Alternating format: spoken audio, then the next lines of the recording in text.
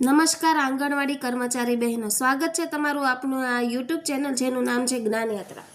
તો આજથી ઈસુ ખ્રિસ્તનું નવું વર્ષ એટલે કે 2026નું નવું વર્ષ શરૂ થવા જઈ રહ્યું છે। તો આપ સૌ આંગણવાડી કાર્યકર તેડાગર બહેનો અને મિની આંગણવાડી કાર્યકર બહેનોને અમારી ગુજરાતી જીકેની જમાવટ ટીમ વતી નવા વર્ષના હેપી ન્યૂ યર અને આજે નવું વર્ષ આજથી શરૂ થઈ રહ્યું છે તે આપ તમામ આંગણવાડી કર્મચારીઓને પગાર વધારા તેમજ તમારા પરિવારના જે કહી શકાય આરોગ્ય તમામમાં લાભદાયી નીવડે અને આપ સૌનું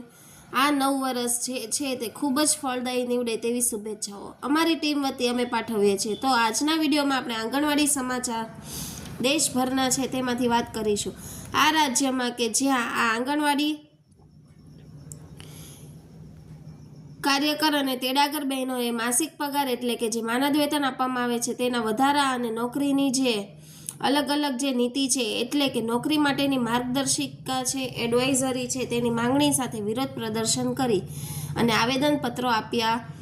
છે તેના વિશે વાત કરીશું। આજના વિડીયોમાં તો જાણીશું દેશની કઈ રાજ્ય સરકારના આંગણવાડી કર્મચારીઓ માનદ વેતન વધારા અને નોકરી માટેની નીતિ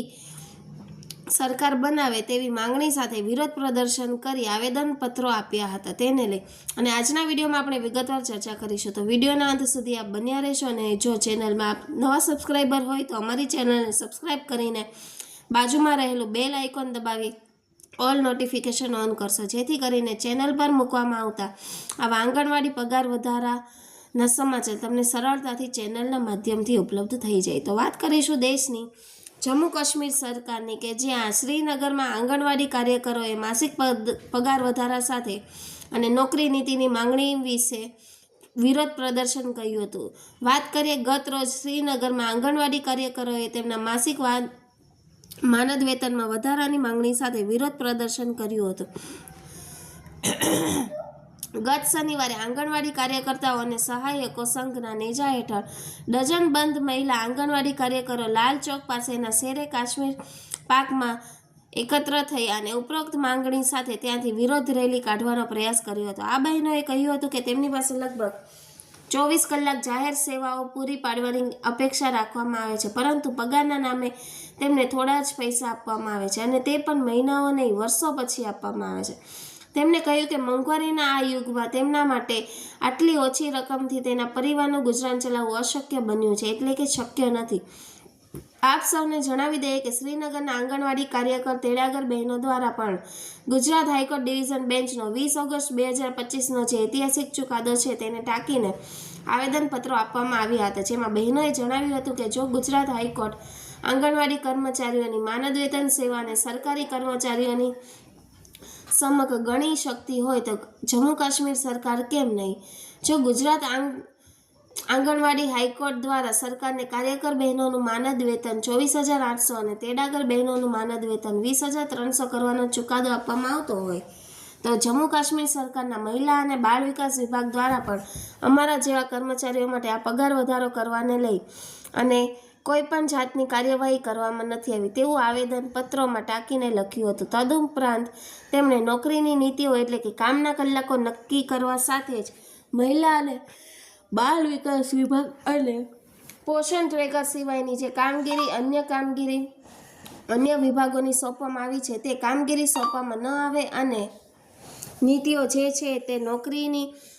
કહી શકાય નોકરી માટેની જે એડવાઇઝરી છે તે સરકાર નક્કી કરી પોર્ટફોલિયો બનાવી અને આ બહેનો માટે જે છે તે એક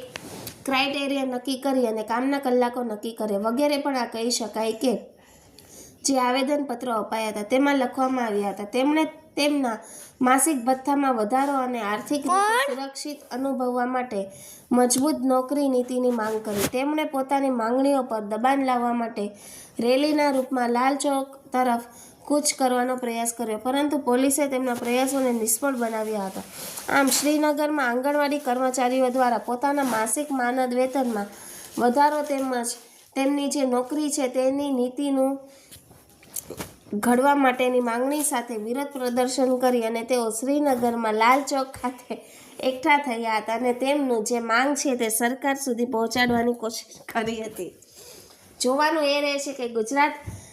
હાઈકોર્ટના ચુકાદા બાદ જ્યારથી આ ડિવિઝન બેન્ચે ચુકાદો આપ્યો છે ઐતિહાસિક કે આંગણવાડી કર્મચારીઓના હાલના માનદ વેતનમાં 14,800નો વધારો કરવો,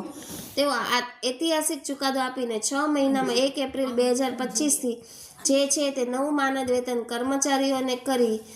એરિયર્સ સહિત ચૂકવવાનો જે ચુકાદો આપ્યો છે. આ ચુકાદા બાદ સમગ્ર દેશના આંગણવાડી કાર્યકર તેડાગર બહેનોમાં જ્યારે નવો પ્રાણ અને નવો જુસ્સો ફેલાયો હોય તેવું દેખાઈ રહ્યું છે, કારણ કે વિવિધ રાજ્ય સરકારના કર્મચારી વચ્ચે લડતો લડી રહ્યા છે, રેલીઓ યોજી રહ્યા છે અને આવેદનપત્રો આપી